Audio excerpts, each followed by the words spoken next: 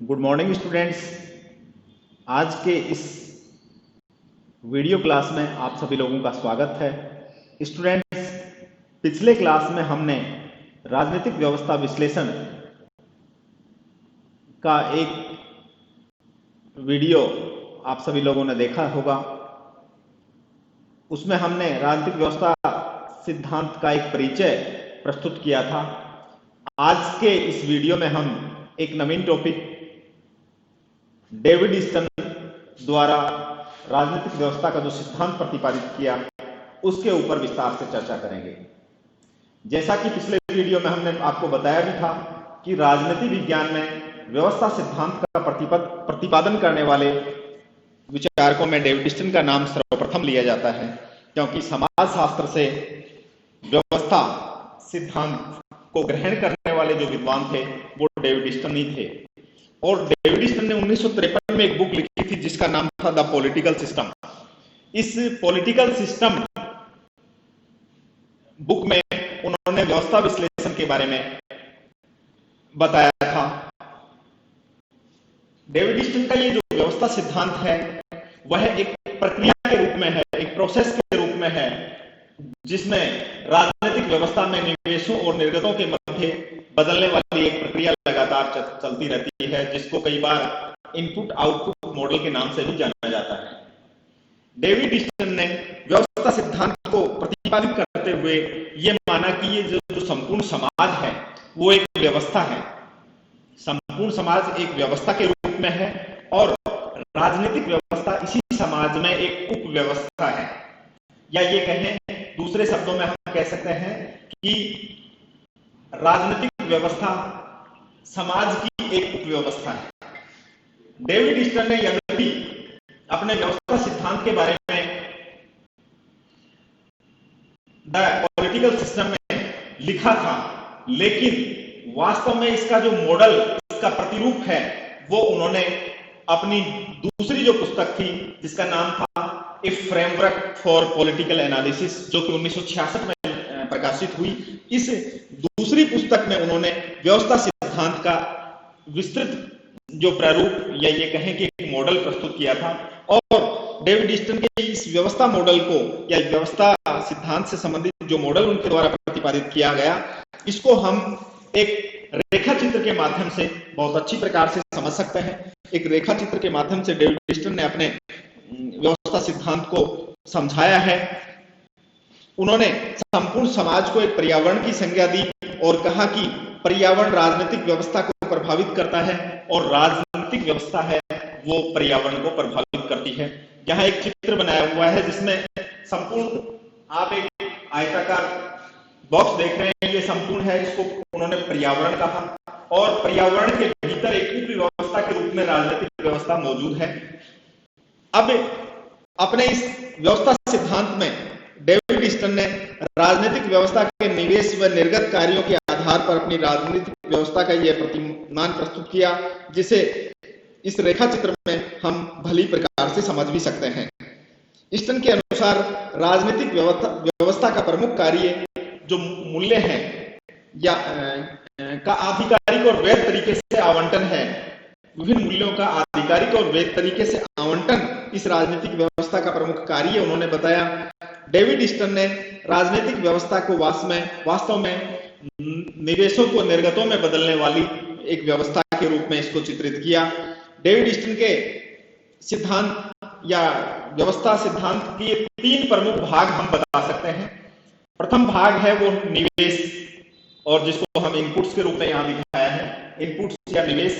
दूसरा भाग है वो है आउटपुट के रूप में, जिसको हमने निर्गत कहा है।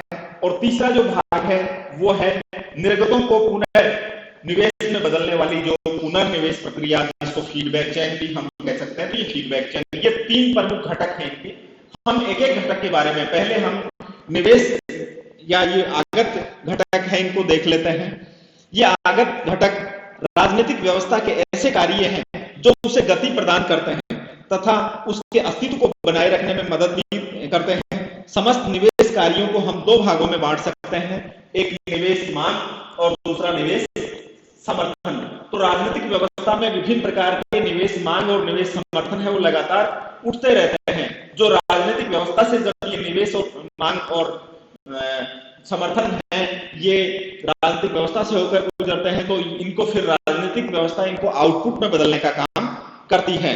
निवेश मांग के रूप में अगर हम बात करें तो डेविड ईस्टन ने यहां बताया कि राजनीतिक व्यवस्था जिस प्रकार से पर्यावरण में स्थित होती है और क्रियाशील रहती है, उससे अनेकानेक प्रकार की मांगे पैदा होती हैं तथा राजनीतिक व्यवस्था से यह आशा की जाती है कि वह इन मांगों की पूर्ति करे। यानी जन सामान्य की ओर से राजनीतिक व्यवस्था में विभिन्न प्रकार की मांग उठती हैं और व्यवस्था से यह उम्मीद की जाती है कि वो इन मांगों को किसमें, आउटपुट्स में बदले। निवेश मांगे 4 प्रकार की होती है। एक है व्यवहार का नियमन करने वाली मांगे, दूसरी है सेवा और वस्तुओं को की पूर्ति के लिए जो मांगे उठती हैं वो हो गई। तीसरे प्रकार की मांगे राजनीतिक व्यवस्था में साझेदारी की मांग की जाती है, यानी जन सामान्य है वो राजनीतिक व्यवस्था में सहभागिता, जो कि लोकतांत्रिक व्यवस्थाओं में राजनीतिक व्यवस्था में सहभागिता की भी एक बड़ी मांग होती है। और तीसरी है जैसे सूचनाएं प्राप्त करने संबंधित मांगे, जैसे मान लो प्रशासन से संबंधित विभिन्न कार्यों के बारे में सूचनाएं प्राप्त करना की मांग भी राजनीतिक व्यवस्था में विद्यमान जन सामान्य द्वारा की जा सकती है।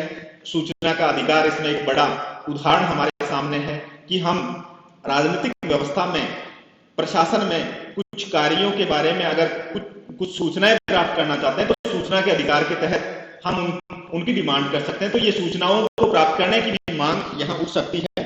तो इस प्रकार से हमने संपूर्ण जो राजनीतिक व्यवस्था में जो मांगे उठती हैं उनको हम 4 भागों में बांट दिया हमने। कौन कौन सी मांगे होगी? नंबर 1 व्यवहार का नियमन करने वाली मांगे, नंबर 2 सेवा और वस्तुओं की आपूर्ति के लिए उठने वाली मांगे, तीसरी राजनीतिक व्यवस्था में साझेदारी की मांग या ये कहें सत्ता में साझेदारी की मांग, और नंबर 4 है सूचना प्राप्त करने के लिए मांगे। तो इस प्रकार से कुल 4 प्रकार की मांगे राजनीतिक व्यवस्था में उठ सकती हैं।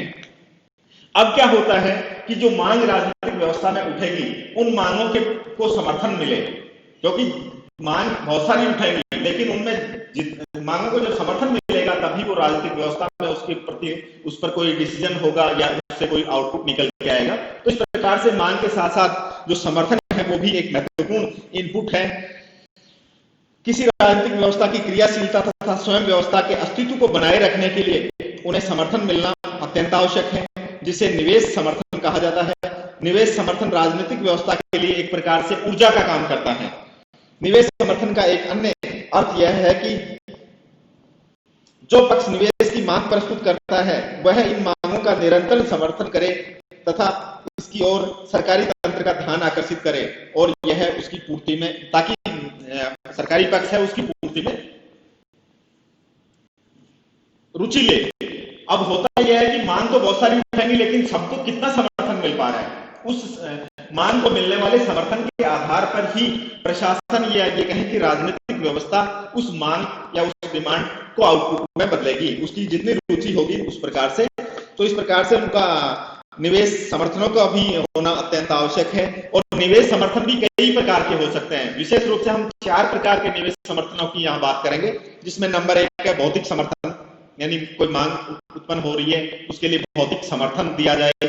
जैसे मान लो किसान, अभी सरकार द्वारा कृषि कानूनों का निर्माण किया गया और उनके विरुद्ध में क्या हुआ, एक भौतिक समर्थन जो जिस प्रकार से किसानों द्वारा धरना और रास्ता जाम किया जाना, ये एक प्रकार से उस मांग के प्रति भौतिक समर्थन है। तो इस प्रकार से समर्थन एक प्रकार का हो गया भौतिक समर्थन। दूसरा है व्यवहार के नियमन से संबंधित समर्थन, नंबर 3 सहभागिता से संबंधित समर्थन, और नंबर 4 सूचना से संबंधित समर्थन। तो इस प्रकार से जिस प्रकार से मांगे 4 प्रकार की होती है, ठीक उसी प्रकार से यहाँ समर्थन की भी हमने बात की। तो ये 4 प्रकार के समर्थन होंगे।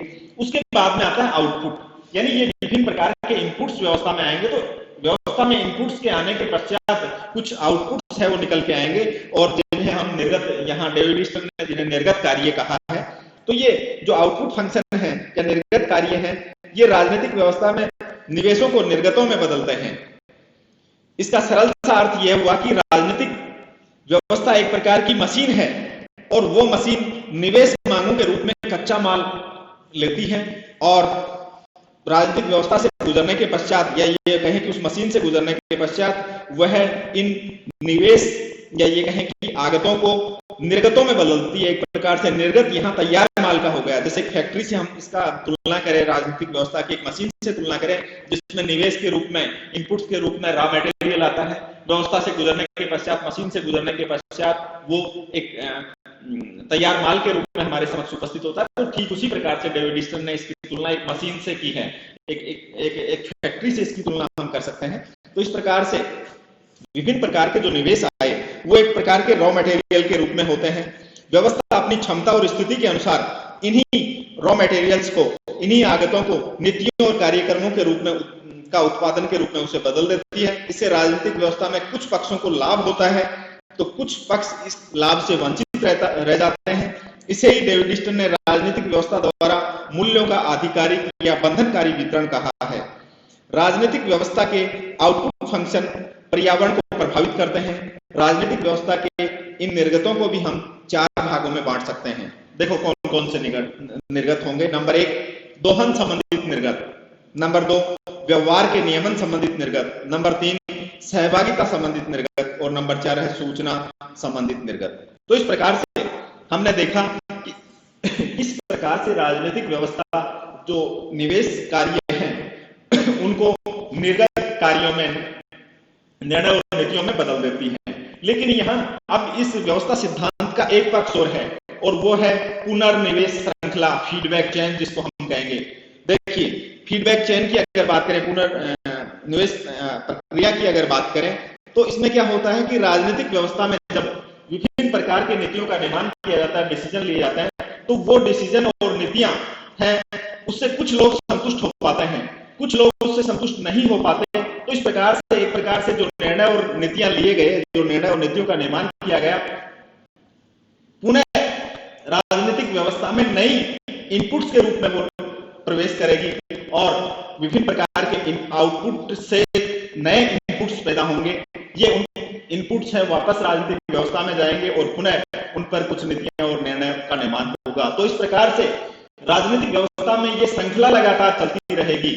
राजनीतिक व्यवस्था में इस श्रृंखला को फीडबैक चेन, पुनर्निवेश श्रृंखला कहा गया है। और इसे ही इसके संबंध में ही डेविड ईस्टन ने निरंतर प्रवाह का सिद्धांत भी दिया है। देखिए डेविड ईस्टन का ये निरंतर प्रवाह का सिद्धांत क्या है। ईस्टन के अनुसार पर्यावरण से मांगों का उठना, उन्हें विभिन्न प्रकार के समर्थनों का मिलना, फिर इन मांगों का रूपांतरण राजनीतिक प्रक्रिया के माध्यम से या राजनीतिक व्यवस्था में इसके द्वारा का जो रूपांतरण होता है जिससे निर्गत या आउटपुट्स प्राप्त होते हैं, और इन निर्गतों ये जो निर्गत प्राप्त होंगे पुनः पर्यावरण के माध्यम से ये नए इनपुट्स के रूप में राजनीतिक प्रक्रिया में प्रवेश करेंगे, राजनीतिक व्यवस्था में प्रवेश करेंगे। फलस्वरूप पुनः नई मांगे उठेंगी, उन्हें नए समर्थन प्राप्त होंगे और ये पुनः क्या होगा, निर्गतों में बदल जाएगा और निर्गतों से फिर वापस पुनर्निवेश श्रृंखला के माध्यम से लगातार ये प्रक्रिया चलती रहती है। इस प्रक्रिया के रुकने का तात्पर्य राजनीतिक व्यवस्था का ह्रास और पतन होगा।